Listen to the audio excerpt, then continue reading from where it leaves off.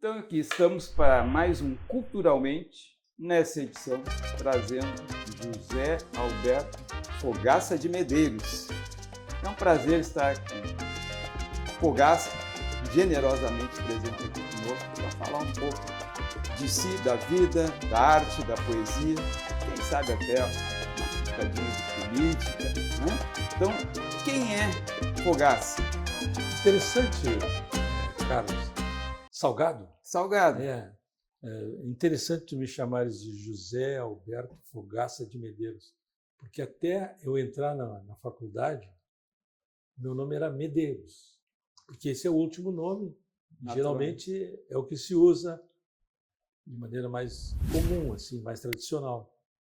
Mas na faculdade passaram a me chamar de Fogaça, e eu não sei por quê, talvez pela peculiaridade do nome, pela estranheza do nome, que é bem mais incomum do que Medeiros, né? E a partir daí ficou Fogaça, realmente. Pois então, eu sou um guri desse bairro aqui, bairro Petrópolis, tá? Que eu considero que Três Figueiras faz parte de Petrópolis. Da Grande Petrópolis? Da Grande Petrópolis. E fiquei aqui quase toda a minha vida, né? Mudando de casa, mudando de rua, mas permanecendo nesse ambiente aqui. Então, eu nasci aqui na Santos Neto, com a João Abbott e a Protásio Alves, bem ali, onde vocês moraram também, muito perto dali. 17 anos, né? E foi ali que eu me criei, ali que eu construí os amigos, na rua, né? Hoje a gente constrói as amizades, os nossos filhos e netos constroem as amizades nas instituições, né? Ou é na escola, ou é no clube, ou é em algum lugar de referência. Naquele momento, eu sou de 1947, quando eu nasci, Petrópolis era um bairro em formação, né? Estava sendo construído o bairro ainda. E esta região aqui, da Carlos Gomes para cima, era uma zona rural. Eu vivia circulando pelo bairro a pé, como um guri, né?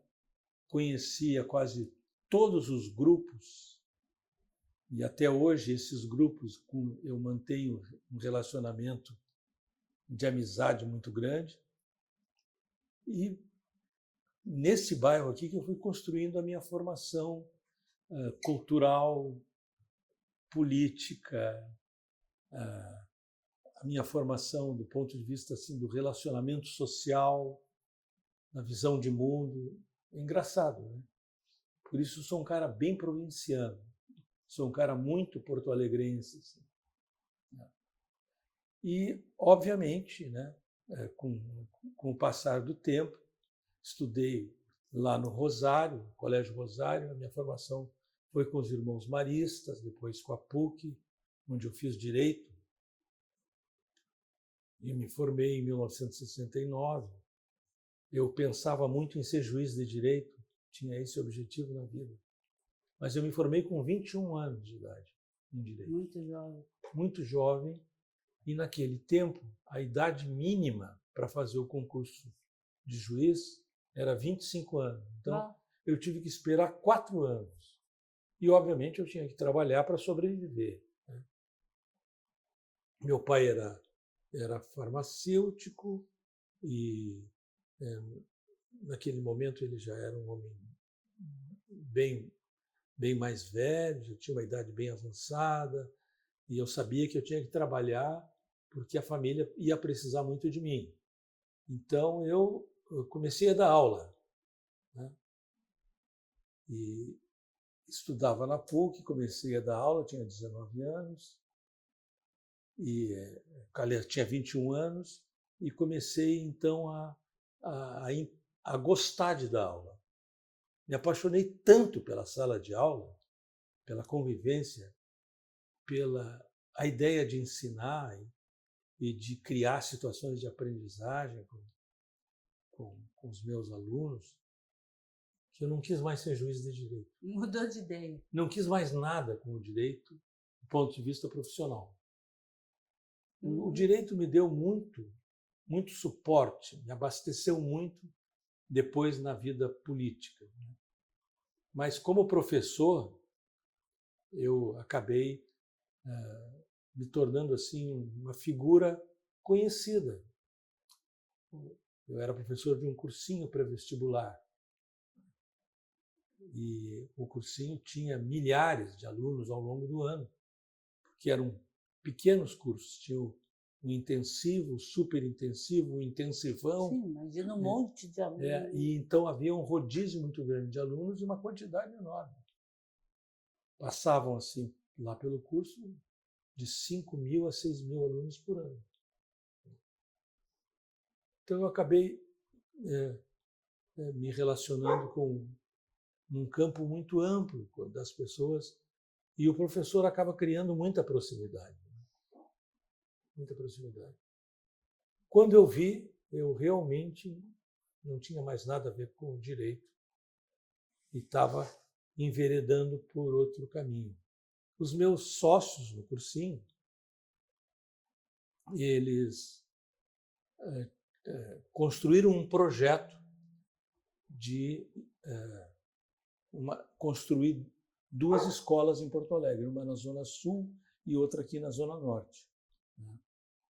O Colégio João Paulo I, que ainda existe, um colégio muito importante, muito bom da cidade. E eu acabei, por esta razão do relacionamento, da amplitude da minha convivência, a ramificação que eu fiz na cidade foi tão grande. E no estado também, porque os alunos vinham do interior do estado para ter aulas no cursinho e ter acesso à universidade, num tempo em que as escolas de nível universitário eram muito poucas. A Unicinos não existia ainda quando eu comecei a dar aula em pré-vestibular. Ela realmente estava muito localizada em São Leopoldo e não tinha assim uma expressão maior e, portanto, era muito difícil entrar na universidade. Se vocês, de alguma maneira, sabem disso, né? E, naquele tempo, a formação que eu tinha de direito me deu uma condição, que eu também não sei porquê, talvez por ler muito e por ter muito gosto pela linguagem. Eu era professor de português. E acabei com isso me transformando assim num cara com uma certa capacidade de comunicação. E a juventude ajuda muito nisso também, dá uma energia e um potencial muito grande. Então eu acabei me tornando assim quase que um comunicador. O cursinho me ajudou muito, porque como tinha 120 alunos numa sala de aula, tu tinha que ter uma forma muito peculiar, né? Muito expansiva de comunicação e muita energia, porque era um desgaste físico e às vezes até emocional, mas emocional para mim sempre foi no sentido muito positivo, né? Uma sala de aula. Posso te dar um testemunho? Claro. IPV, Instituto Pré-Vestibular. Fui aluno.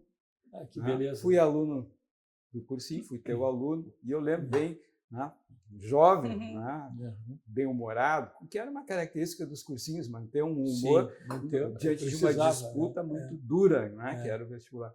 E eu lembro de ti de macacão, camiseta, aquele, né, o clima de identificação com a gurizada, né?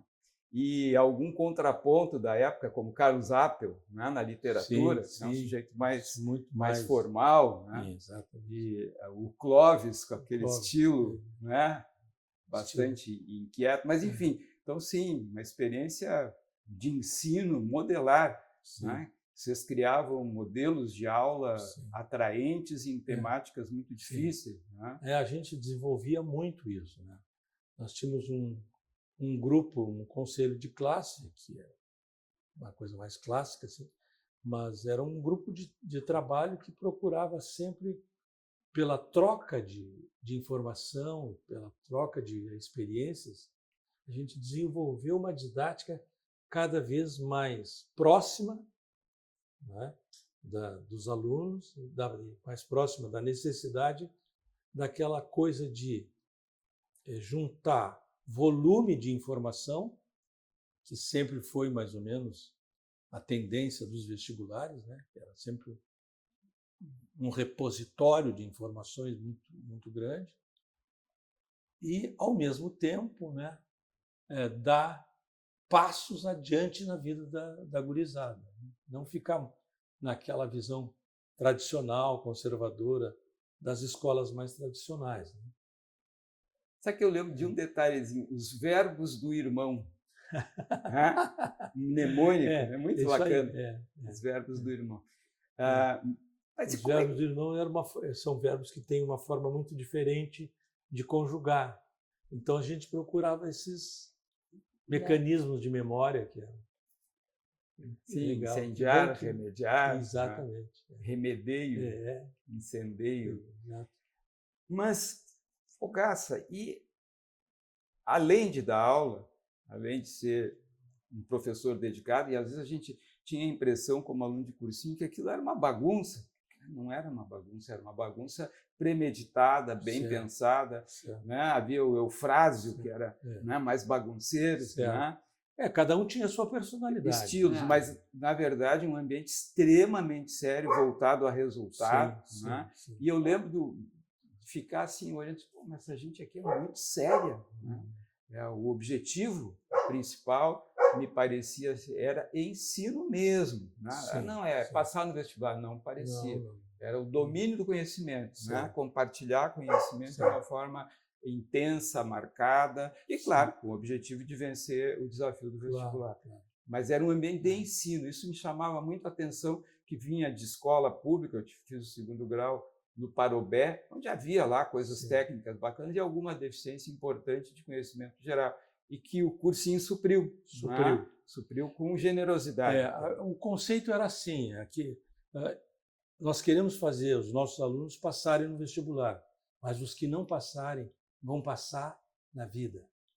Né? Essa era a nossa ideia. Isso nos movia muito. Tinha muita atitude de vida, né? Esses vão passar na vida de algum jeito, ou quem sabe até no ano próximo, ou em outros caminhos. Né? Realmente era tentar mudar um pouco a vida da gurizada. Olha, mas era milhares de nós jovens da época. E como é que aparece, né, o Fogaça compositor, o Fogaça musicalmente sensível? Que imagino lá, tu guri de bairro, né, guri de Petrópolis, tinha carrinho de lomba, tinha pandorga, tinha essas coisas, né? Com certeza. Tinha bolinha de gude. Né? E a portagem devia ser boa para carrinho de lomba. É um perigo, né? Um perigo, mas a verdade é que a gente fazia essas coisas. Ali na Protase, a gente deitava no carrinho. Uma coisa absurda, uma coisa absurda. Hoje a gente vê a gurizada do skate fazendo isso. Aqui tá perto, tem uma rua que eles fazem bastante. E a gente diz, que perigo, mas o pessoal do carrinho de lomba já era precursor. Se bem que assim, o volume, o movimento de tráfego era bem menor, né? Sim. Era bem mais seguro. Né? A gente jogava futebol no meio da rua, aquilo que eu estava falando, né? Que eu me criei na rua, os meus amigos eram amigos da rua. Né? Não eram amigos da escola ou de alguma instituição, de algum ponto de referência. E isso acabou. Né? Literalmente.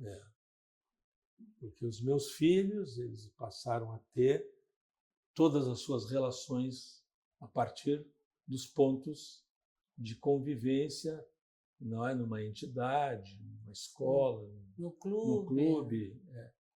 E isso é o que caracteriza essa nova geração. Mas eu te provoquei a dispersão. Sim. Como é que é a musicalidade, a poesia? Imagino que... Não. Olha, eu não sei, talvez eu não saiba nem explicar isso, mas a verdade é que eu tinha um gosto muito grande pela leitura, e não só pela leitura literária propriamente dita, mas pelas revistas em quadrinho.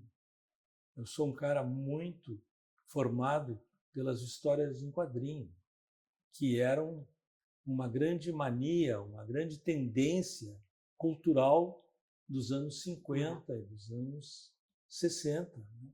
O gibi. O gibi, né?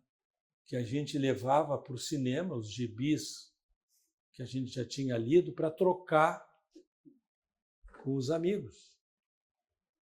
Tinha o Cinema Hits aqui na Protásio, que era o matinê obrigatório do domingo, e a gente levava os gibis para tocar. Então era esse meu gosto pela leitura e pela literatura e tal acabou gerando em mim uma certa vontade de escrever, né? E uma vontade de mais do que prosa fazer poesia. E da poesia para uma época em que dos anos 60 de grande transformação e revolução cultural no Brasil. Né? O surgimento da bossa nova, o surgimento de uma nova linguagem na música popular brasileira, né? A criação da MPB. Havia todo um ambiente assim escolar, um ambiente social, um ambiente cultural voltado para essa brasilidade cultural. E por tendências da época, por influências diversas, eu fui também me aproximando da ideia de escrever letras de música, sem pensar na parte melódica, mas escrever a parte literária da criação musical. Né? E conheci um professor de música e de violão chamado Ivaldo Roque, uma figura já falecido também. Ele veio de Santa Catarina. Ele era ele teve uma influência enorme na música aqui do Rio Grande do Sul, criou um grupo também em que se apresentou, que marcou época em Porto Alegre. E com ele eu aprendi também a tocar violão. Nunca me tornei um instrumentista, nunca quis ser um instrumentista, mas eu sempre aprendi, ao invés de tocar, a usar o instrumento, a usar para construir melodias e construir... porque a partir do momento em que eu passei a pensar em produzir letras de música, eu precisava também da melodia. Né? E, enfim, essa é a gênese dessa minha ligação com a música. Mas há um momento marcante, que é 1971, em que, num festival de música da PUC, naquele tempo era o tempo dos festivais universitários. Sim, Musipuc. O Musipuc, exatamente. O primeiro Musipuc, que foi o de 1971, eu já tinha participado de 2 festivais na arquitetura. O Arquisamba, não sei se vocês chegaram a ouvir falar. Esse eu não conheci. Que também, esses já são aí do final da década de 60. Antes o Musipuc é depois, digamos assim, um spin-off, é uma consequência deste Arquisamba, que foi o Festival da Arquitetura. Eu tinha participado já do Festival da Arquitetura, mas nada tinha acontecido de importante. Aí, nesse Musipuc, eu entrei com uma música chamada, em 1971, chamada Vento Negro. Bah. Que foi uma das minhas primeiras criações em que eu fiz a melodia e a letra. Né? A melodia é tua. A melodia é minha. Agora que eu entendi o uso do instrumento para produzir a necessária melodia para harmonizar com a letra. E aí eu conheci um grupo de jovens músicos, um se chamava Cledir Ramil, o outro chamava-se Cleiton Ramil, tinha um pouco mais de 20 anos de idade, eram estudantes de engenharia Um era engenharia mecânica, outro era engenharia elétrica. E Peri Souza também, depois foi um grande parceiro ao longo do tempo. Enfim, Já ali eram os almôndegas. Não eram os almôndegas. Os almôndegas não existiam. Os almôndegas resultam de uma convergência, de uma conjunção dessas amizades todas.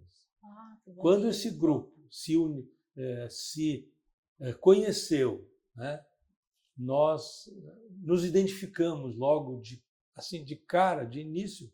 Foi um amor à primeira vista, né? E a partir dali esse grupo acabou produzindo os Almôndegas, que era um grande happening, era um acontecimento de palco com 10, 12, 20 pessoas às vezes, né, em cima do palco. Já tinha Zé Flávio. Depois foi sim, o Zé Flávio. O Zé Flávio, eu o conheci antes de conhecer Cleiton e Cledir. Né? Eu tinha essa música Vento Negro, mas, obviamente, eu que sabia usar o violão, não me atrevia a tocar o violão em público. Sim. E ir para o palco com o violão. Era um cara prudente. Então, eu conheci um dos meus alunos que era músico, eu perguntei se ele conhecia alguém que era um bom arranjador, né, e que podia acompanhar a uma apresentação no Musipuc. Aí ele me disse, olha, eu tenho um amigo que mora lá na José de Alencar, no Menino Deus, chamado Zé Flávio. Bingo. E eu disse, então eu vou lá na casa dele. Aí peguei os bondes necessários e fui até o Menino Deus para falar com o Zé Flávio e pedir para ele. E ele me disse, então nós vamos chamar um amigo chamado Zé Inacim, e a partir dali nos unimos e apresentamos o Vento Negro no Musipuc. Então, a partir da relação comigo, Zé Flávio e Inacim conheceram também Cleiton e Cledir. Aquele rapaz e desse grupo é que surgiu os Almôndegas. Aí, em 72, nós fizemos a primeira mostra de música de Porto Alegre no Teatro São Pedro, que estava fechado. Estava em reforma e fechado. E nós queríamos usar o Teatro São Pedro mesmo fechado, mesmo em reforma. Porque, na verdade, a reforma não tinha começado ainda. Aí nós fomos falar com o Dante Baroni, irmão da Antonieta Baroni, que era diretor do teatro, mas naquele momento estava trabalhando na Assembleia Legislativa. Aí nós fomos aquele grupo de guris ali, de 17 até 25, 24 anos de idade, uma turma, falar com ele para ele abrir o teatro para nós apresentarmos a primeira mostra de música de Porto Alegre. Nós não queríamos mais um festival competitivo, nós queríamos uma mostra. Só se mostrar. Né? Uma coisa que fosse uma apresentação para a cidade das tendências musicais que a cidade tinha. Porque os anos 60 e 50 são anos em que a musicalidade nacional está muito centrada no Rio de Janeiro. Né? Alguma coisa pouca de São Paulo. Naquele tempo, o que tinha do Nordeste do Brasil era Luiz Gonzaga e outras figuras assim tradicionais e folclóricas. Não havia essa musicalidade gigantesca, prodigiosa da Bahia, pelo menos no cenário nacional, né?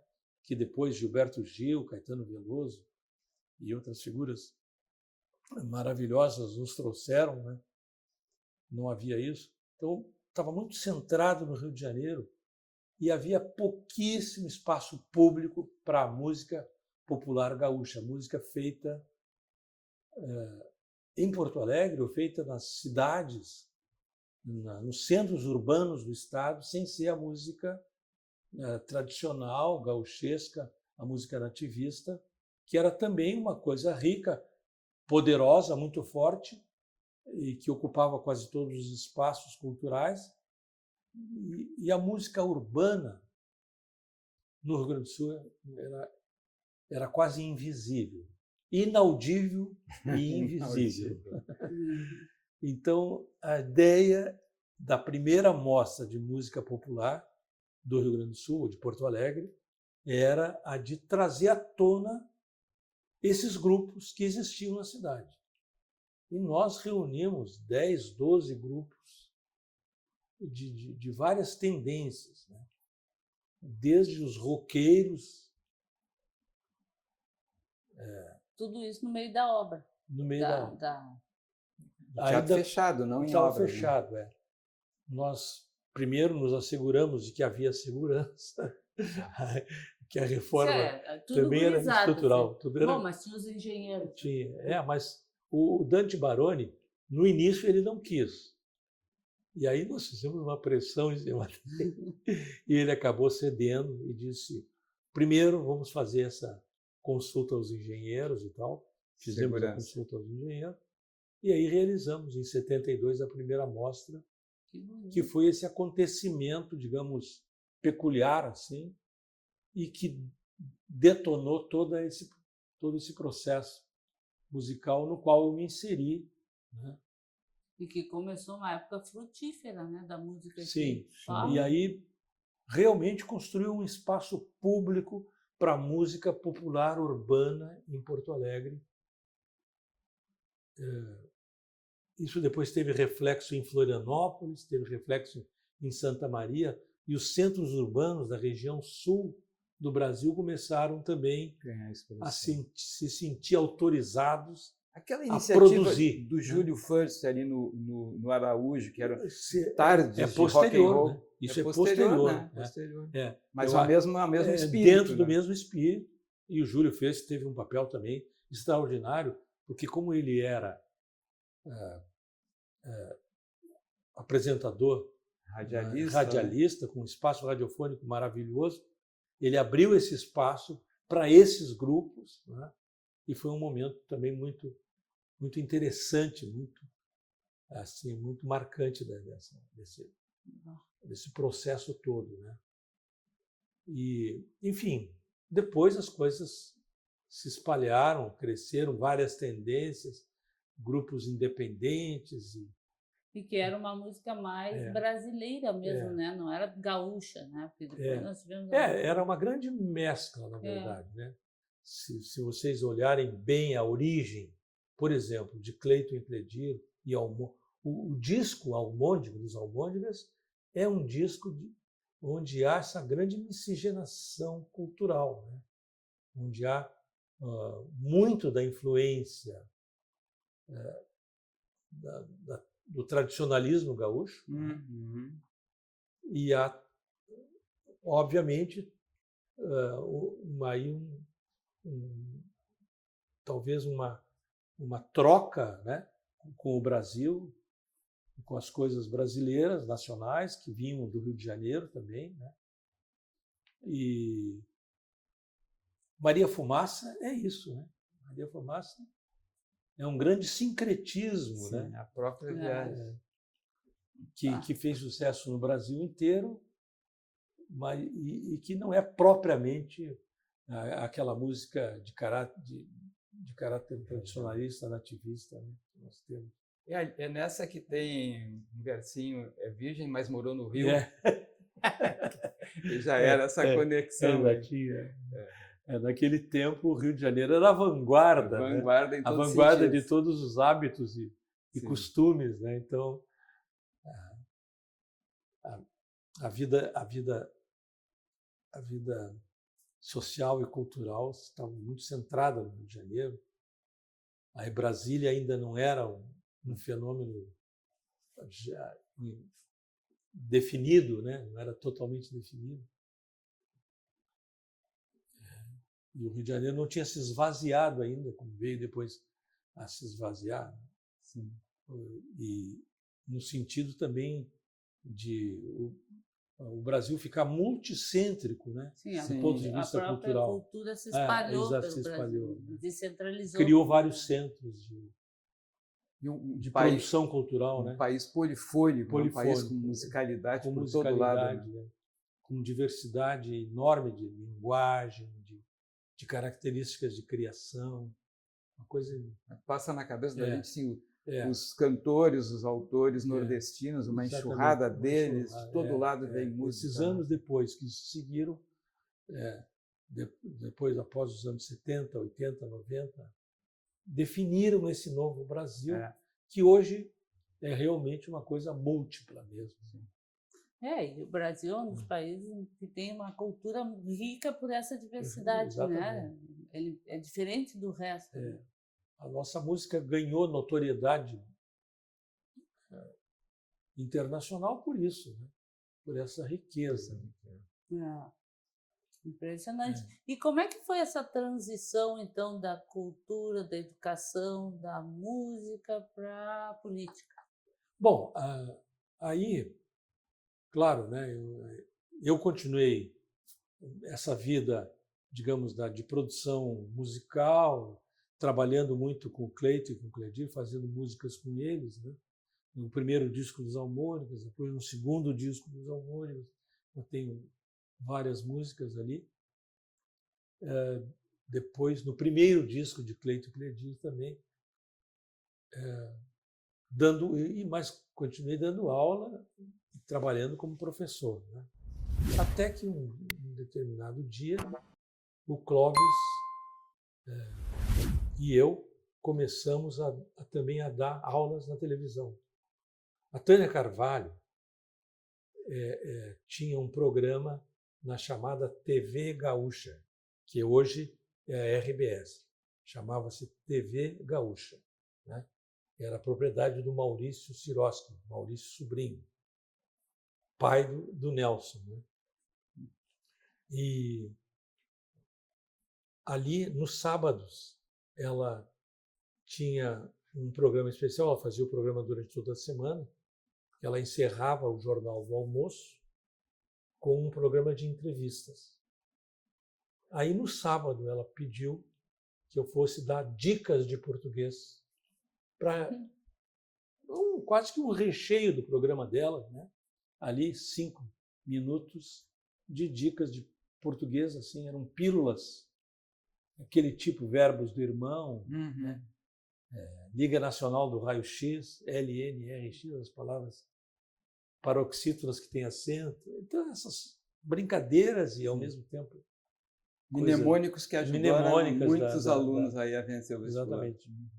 E, a partir dali, o Clóvis passou a entender que ele deveria se tornar um produtor e quase que um empreendedor da área de televisão, né? Se tornou um comunicador. Se tornou um comunicador, né? E nós, então, criamos um programa chamado Portovisão. Sim. Na TV, bela lembrança. Na TV Difusora. Portovisão. Na TV Difusora. Que era uma empresa que pertencia aos padres capuchinhos de Caxias do Sul, né? Que tem até hoje as rádios lá, mas a TV Difusora se tornou depois TV Bandeirantes. E até hoje a Rede Bandeirantes Nacional tem aqui também a Difusora a TV Bandeirantes, né? A Gaúcha virou RBS e a Difusora virou Band. Virou Band, exatamente. A Bandeirantes depois se tornou Band.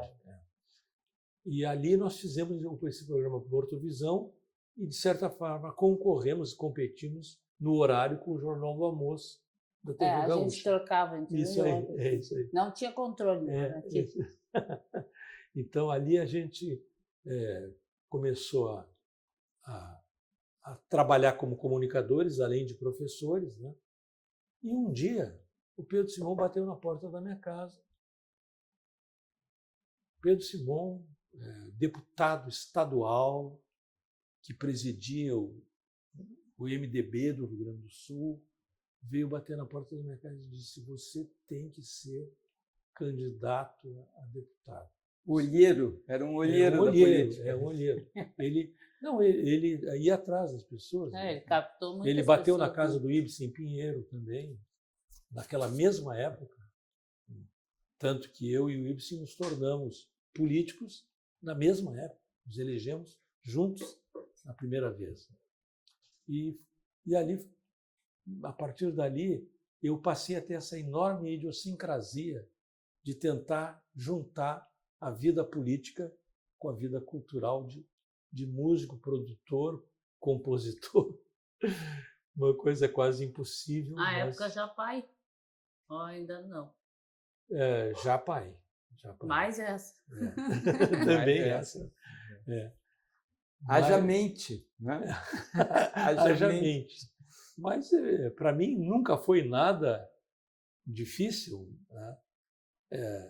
Apenas era uma forma mais, digamos, mais ágil de transcender dois mundos distintos, né?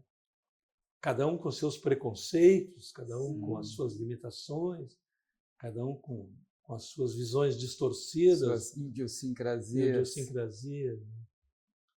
Mas a política é um pouquinho mais tensa do que a parte cultural. Claro, só que a política tem isso. Né?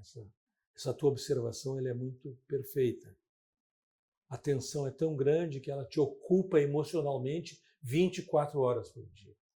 A política não te dá chance de ter disponibilidade emocional porque, para mim, compor e criar sempre foi preciso ter assim, um estado de espírito de muita tranquilidade, de baixa tensão. Contraponto.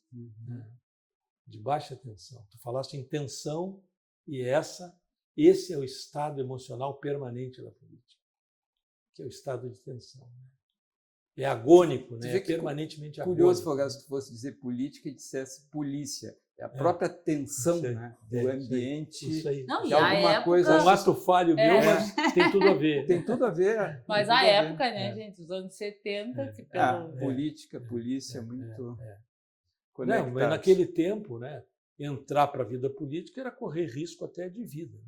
Né? Porque eu me lembro de épocas em que eu, estudante de direito, vi 2 homens gravatados baterem na porta da sala de aula, chamarem um colega e este colega nunca mais voltar para a sala de aula. Literalmente. Então, entrar para a atividade política punha a vida em risco. Punha, de qualquer maneira, em risco. Né? Tanto pela intensidade quanto pela ameaça circunstancial. Exatamente. Mas Pedro Simão me cobrava muito. Na primeira proposta dele, que foi em 1974, eu não aceitei. Eu disse, não, Simão, eu tenho essa responsabilidade aqui do curso, dos colégios que nós vamos criar agora, e eu não posso. Obviamente, não tem como as coisas, digamos assim, compatibilizar as duas coisas. Então, em 74, eu não aceitei, mas ele continuou me pressionando, assim, aí cobrando, né? E me desafiando. Não desistiu, ficou não desistiu. Aí, em 78, nas eleições de 78, eu aceitei. E fui candidato em 78 e a partir daí me tornei deputado estadual, depois deputado federal, depois senador 2 vezes, depois candidato a governador, não me elegi, mas depois fui candidato a prefeito, me elegi 2 vezes, depois me elegi novamente deputado. Então a vida acabou quase 38 anos de vida política ativa, com mandato. Né? Com idas e vindas para Brasília. Com idas e vindas para Brasília e passando 25 anos em Brasília. Porque, na verdade, essas idas e vindas, ela tem mais idas do que vindas. Né?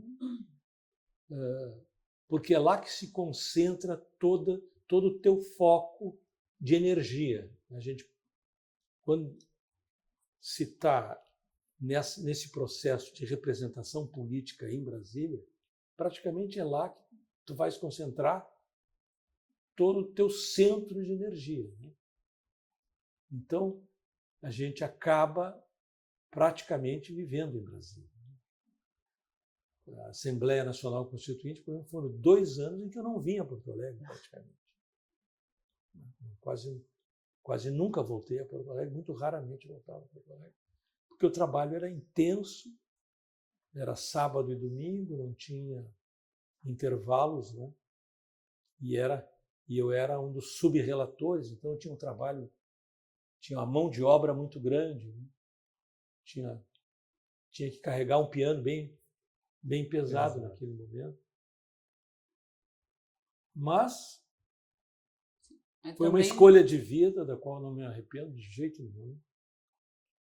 Aí também participou de um momento, a Constituinte mesmo, foi um momento para o nosso país. Foi um momento, uma dobrada de esquina assim, né, na vida do país, que a nossa geração conseguiu, digamos, conquistar, né? Sim. Hoje a gente tem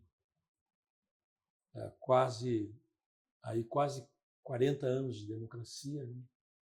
Ininterrupta, que é uma raridade na história da República, né? Sim, se a gente considerar a história republicana, a gente vai ver que em cada bloco de 25 anos tinha um golpe de Estado, uma mudança, para um lado mais fechado, né? Uma ruptura, né? Sempre uma disrupção, né? Sim. Institucional, né? Sim. Golpe de Estado. Sempre com as melhores intenções. Na verdade... Melhores intenções daquele grupo, né? De grupos, né? E uma curiosidade, cultura e música existiam em Brasília? Cidade bossa nova? Sim. Só que Brasília é uma cidade tão fragmentada, ela urbanamente, ela é tão setorizada que ela não tem uma vida, naquele tempo, bem menos. Hoje, obviamente, as coisas mudaram muito, né? Os sistemas de comunicação também mudaram muito, mas ela era muito focada assim, nesses pequenos grupos, divididos não por bairro, porque Brasília não tem bairros, divididos por segmentos sociais, né? Por exemplo, o grupo dos diplomatas, entre os filhos dos diplomatas, surgiram vários grupos importantes que se tornaram sucesso nacional, originários de Brasília. Não, os anos final de 70 e no início dos anos 80, muitos grupos saíram do Brasil. Grupos de Brasília. E cinema também. Que curioso, cinema, na comunidade dos diplomatas. Que curioso na comunidade dos diplomatas, às vezes até na comunidade dos militares, né? Ou na comunidade política também, né? Sim. Os filhos, os jovens produzindo música. Então, cultura. Havia música... Não havia só política. Essa coisa setorial, grupal, digamos assim, atomizada, né? Ela era muito forte, mas pouco perceptível. Só quando isso emergiu ao público, porque ela estava sendo construída naqueles anos 70 e 80. Mas quando ela emergiu para o panorama nacional é que se percebeu a riqueza que Brasília tinha. A ideia de massa crítica, né? De massa crítica. Mas talvez até por isso, né, que houve uma descentralização quando saiu o governo de Brasília, do Rio foi para Brasília, muitas cabeças pensantes que deram filhos cultos, filhos que tiveram educação, foram estimulados juntos, para estimulados, é verdade, isso mesmo. E outra coisa, Brasília propiciava muito esse encontro nas casas das pessoas, nos apartamentos, né? Os guris eram de quadras, não eram guris de rua. Os guris eram de quadras. Os meus filhos, os amigos de quadra que eles fizeram, claro que como em Brasília tudo é transitório, ou seja, você não fica lá a vida inteira, a gente fica lá mandatos, fica lá por um tempo, né? Por mais longo que seja o tempo, sempre passageiro. Um dia termina. Né? Mas os meus filhos, nós terminamos o ciclo brasiliense da nossa vida, mas eles continuaram com esses amigos. E isso só foi possível graças às redes sociais. Porque eles são a geração das redes. Certo. Então eles conseguem ter o amigo da Paraíba, o amigo que foi morar em Nova York, o amigo que está em São Paulo, todos em rede. No interior de São Paulo, o amigo que o pai era um deputado de Santos e hoje o filho é um médico na cidade de Santos, convive. Meu filho é padrinho de casamento dele e ele é padrinho de casamento do meu filho, vivendo a centenas e centenas de quilômetros de distância. Essas amizades, elas se sedimentavam muito, né? Se tornavam muito consistentes. Dos filhos a gente encontra todos os dias na rádio. Sim. Nós escutamos ele todos os dias na rádio. Esse filho é um dos exemplos, o Gustavo. Não, ele provavelmente a gente conhece mais ele do que ele nos conhece. Né? Com certeza ele ganhou muito dessa formação dele nessa vida em Brasília. E também. É um guri do mundo ele, né? É, um cidadão do mundo. Cidadão do mundo hoje. Se largou bastante pelo mundo. Sim. Aliás, eu tenho 4 filhos, todos os meus 4 filhos são cidadãos do mundo. Que bacana. E algum vivendo fora atualmente? 2 vivem fora, 2 vivem na Europa, na Itália. Né? Uma outra filha vive em São Paulo. E o Gustavo hoje circula pelo Brasil todo, trabalha pelo Brasil todo. Gente inquieta. Gente inquieta. E todos trabalham em profissões que praticamente não existiam há 20, 30 anos atrás. Né? Interessante. E quais são as áreas a propósito, já que tu falaste? Por exemplo, marketing digital. Marketing digital. Tem esse filho que mora na Itália, que trabalha com marketing digital. Enfim,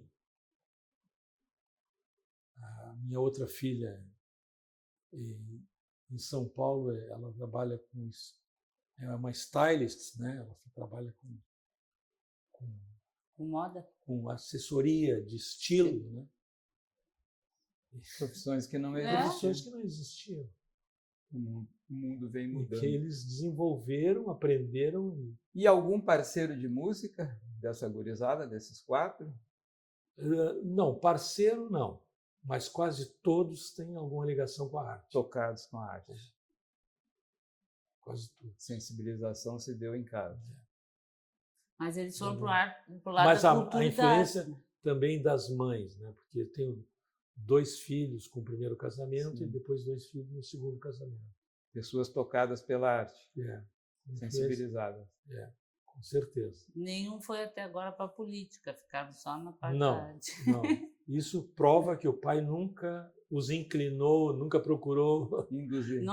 Não foi tendencioso. Induzir para nada, mas principalmente não induzi-los à política. Uma delas quase a voz de Porto Alegre hoje em dia. A Isabela? Porto Alegre é demais. A Isabela acabou sendo assim quase que um símbolo da cidade, né? Uma coisa. Mas a vida da gente é isso, é muito dessa vida pública que a política gera, né? Mas também um profundo comprometimento com a arte, né? Da qual a gente não quer se livrar nunca.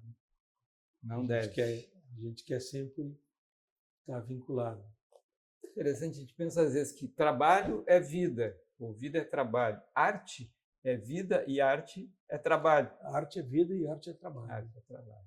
Aquela ideia do suor, da respiração, da inspiração. E muita transpiração para o resultado. Transpiração, né? E qual é o projeto hoje do Fogaça? Não, hoje eu me dedico a... Tu é um guri ainda, né? Guri da rua aqui do lado. Pelo menos é da nossa rua aqui. Ainda gosto de rua, mas próximo aos 80 anos, eu me senti na obrigação de agora trabalhar ajudando a juventude, propiciando aos jovens um pouco da minha experiência, né? Propiciando o apoio moral, emocional, intelectual, na medida que eu possa, né? Eu acho que essa é a minha grande criação no momento. É poder ajudar e trazer, digamos assim, todos os elementos críticos de discernimento, de escolhas. A Fundação Ulisses Guimarães me permitiu isso. Nós temos hoje a Escola de Líderes, temos a Escola de Formação Política e eu presido o Conselho Editorial. Quer dizer, passam por mim quase todas as publicações da Fundação. Né? Homenagem e reconhecimento ao Ulisses, que era um formador também. Né? Isso aí, ao Ulisses. Ulisses era um formador também. Que era um formador também. E com o qual eu tive uma convivência muito próxima, muito. Sujeito generoso. Uma figura que eu te diria assim, Salgado, ele era absolutamente generoso a partir do momento em que ele se assegurava estar na posição que ele queria estar. Olha só. Mas não me tirem da posição onde eu mereço estar. Tinha que ter reverência. Obviamente que isso é natural, né? As estruturas de poder propiciam isso. Sim. Ele sempre dizia que o poder é afrodisíaco. Ai, que bonito. Sincero. Essa é uma palavra dele mesmo, né? A expressão do Dr. Ulisses. Mas, ao mesmo tempo, ele era muito aberto para os novos, para os jovens. É essa a imagem que eu tenho. Quando eu percebi que quando ele notou a minha presença, ele se tornou mais aberto, me propiciou mais espaço, abriu mais espaço. Ele, Nelson Carneiro, que foi o homem do divórcio no Brasil, sim, o homem da lei do divórcio. Mente aberta. São figuras assim que têm esta grande ambição política, da qual as grandes figuras não podem ser dissociadas nunca. Né? Por isso a carga de ambição faz parte, né? Mas ela não elimina também aquilo que tu falasse, que é a generosidade. Eles são pessoas que sempre procuraram obter o seu espaço, sempre lutaram pelo seu espaço. Mas, obtido esse espaço, ele passou a ser generoso, criativo, né? E produtor de notáveis consequências. Isso foi o que eu aprendi com Tancredo Neves, com Nelson Carneiro, com Ulisses Guimarães. Democratas. Fostes um privilegiado, né? Eu acho que sim. Conviver com essas pessoas. Que sim. Esta convivência foi privilegiada. Pedro Simão também faz parte desse grupo de pessoas que também lutam pelo seu espaço, não abrem mão do seu espaço, mas uma vez usufruindo desse espaço, ele passa a ser gerador de novos espaços, novas aberturas, novos caminhos. Às vezes e para mim a política passou a ser isso. Né? Agora, né, quase aos 80 anos, como eu disse a vocês, é procurar também gerar novos espaços para os jovens que estão Sabe que me lembrou agora, caminho aí. Não sei se você vai concordar, um pouco da tua procura pelo parceiro para fazer o arranjo, né, na música. Né? Tem em mente uma letra originalmente, desenvolver essa habilidade com construção da melodia, e aí o Zé Flávio, por exemplo, o parceiro para harmonizar a coisa, para fazer o arranjo. Sim. E me parece que na vida política também se deu algo parecido, né? De buscar gente com muita habilidade de enxergar a harmonia como um conjunto mais amplo. Sim. E aí a expressão política... Eu acredito muito nisso, Carlos. Conheço muito, assim, digamos assim, aquela tipologia brasileira de políticos, né? E elas são muito diversas. Mas a que mais me inspirou é essa. Aquela da construção harmônica, da construção coletiva, né? da produção que resulta, não é?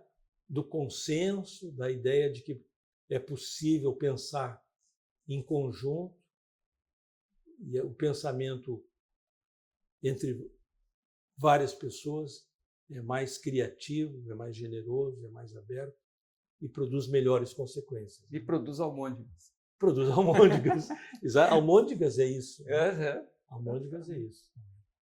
Estava imaginando a cena, né? Aquele coletiva. Monte de gente no palco, aquela happening. Alguns eram excelentes músicos, outros nem sabiam cantar direito, mas estavam participavam. Participando da criação. Não, e é o somatório, né? Que é o que a gente vê nos outros âmbitos. Quem consegue usar essa força de agregar as pessoas. E assim eu também procurei fazer a minha atividade na vida política. Eu fui um grande relator, grande no sentido de volume, não de importância. Piano, carregando piano. Eu relatei no Senado mais de 600 projetos de lei, entre projetos pequenos, sem importância, e outros maiores, de maior dimensão. Bendita habilidade de redação. Por exemplo. Bendita habilidade de redação. Realmente, a capacidade de escrever me deu um instrumento notável, um elemento diferencial incrível em relação a muitos dos meus colegas. Quando não havia solução política, a linguagem me dava a solução. Olha que bonito. E isso foi um elemento assim, notável na minha vida, na minha atividade do dia a dia, do cotidiano em Brasília como deputado, como senador. E como é que conseguia manter? Porque eu estive numa parte do governo da prefeitura aqui, trabalhei com a parte de álcool e drogas ali, e no seu governo, como é que conseguia ter aquela suavidade nesse campo? Porque era muito suave o convívio, nas decisões. Então, porque da mesma forma, né, procurava trazer esse ambiente de coletivo, né? Na prefeitura, eu criei um comitê gestor, onde os representantes de todos os partidos políticos tinham assento, e ali era um caldeirão de ideias, né? Onde eu era mais um que integrava e procurava dali criar o espírito condutor do governo. Ali, o fio condutor do governo era tirado sempre de uma coisa consensual, porque a única forma de fazer com que todos se sintam responsáveis, né, e que se sintam comprometidos com os destinos do governo, com as finalidades, com os objetivos do governo, é essa. É repartir também responsabilidades. É gerar integração. E quando desculpe, Salgado, mas quando o governo não é capaz de gerar essa responsabilidade integrada, o resultado é péssimo, porque formam-se núcleos isolados, repúblicas descompartimentadas, né? Quase voltamos aos feudalismos. Né? E aí cada um cuida do seu interesse, gera os individualismos, gera... Então, essa é uma das coisas que eu procurei também. Às vezes não funciona tão bem como a gente quer, Sim.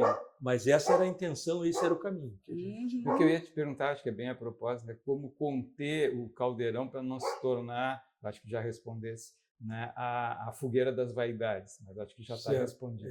Né? É compromisso, responsabilidade com o desfecho. Não, Salgado, Carla, é pior. Não é só a vaidade, são outras deformações, né, que precisam ser evitadas.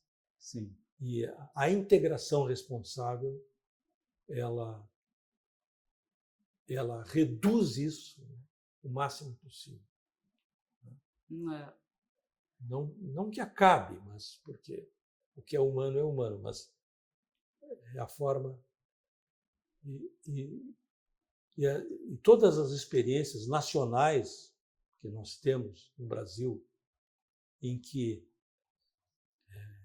essa realidade lamentável aconteceu e o Brasil se espantou, se escandalizou, é porque não havia integração, é porque não havia responsabilidade repartida. Né? É porque havia o uso desses apoios, dessas participações, e o resultado sempre foi o pior possível. Histórico e repetidamente. E uma pergunta aí, um interesse pessoal. Como manter a esperança agora nesse ano que nós vamos passar agora, em que a gente já está aqui na psiquiatria pensando na ansiedade política, né? Ansiedade eleitoral, que fora a ansiedade mundial, com essas possibilidades do lado exterior, agora nós entramos num período de muita instabilidade. Como manter a esperança nesse período, assim, que está juntando lá fora a ansiedade de lá de fora, a ansiedade aqui de casa? É uma época em que a esperança é uma matéria escassa e difícil. Haja poesia. Mas ela precisa ser mantida. O crepitar desse foguinho não pode apagar, né? tem que soprar para manter, porque realmente há uma tendência mundial, né? A gente vive num grande circuito mundial de transformação, onde as tendências de polarização são muito fortes, né? E o Brasil também está emborcado nesse caminho. Então, construir a esperança é uma das tarefas mais básicas que existem hoje. Uma das funções, imagino, da Fundação em homenagem a Ulisses Guimarães. Com certeza. Esse é um norte importante dos nossos objetivos maiores. O ano de 2025 foi todo dedicado a um projeto de produzir um documento que definisse as linhas para o ano de 2026, para as eleições de 2026. Nós produzimos um documento de 52 páginas chamado Caminhos para o Brasil. Eu fui um dos coordenadores desse documento, como presidente do Conselho Editorial. E essa é a intenção da Fundação, criar esse tipo de caminho, né? de linha condutora, né? Linha básica de definições, para que, no mínimo, as pessoas saibam, né, que é preciso ter pontos de referência para agir. Sim. Pode cumprir ou não, não se trata de nada dogmático, mas é uma forma possibilidade que nos de sugerir. E é um documento opções. Público, Fogaça? É um documento público. Chama-se Caminhos para o Brasil, está no site da Fundação. Qualquer pessoa tem acesso. Importante dica. Divulgar isso, vamos botar lá embaixo. Né? Lá. Mas, Carla e Fogaça, acho que nós estamos aqui adiantados na hora, quase atrapalhando. Eu comentei no início que não falei que a gente passava. Quase atrapalhando já o almoço, Fogaça. Então, grande generosidade do nosso vizinho vir até aqui, né?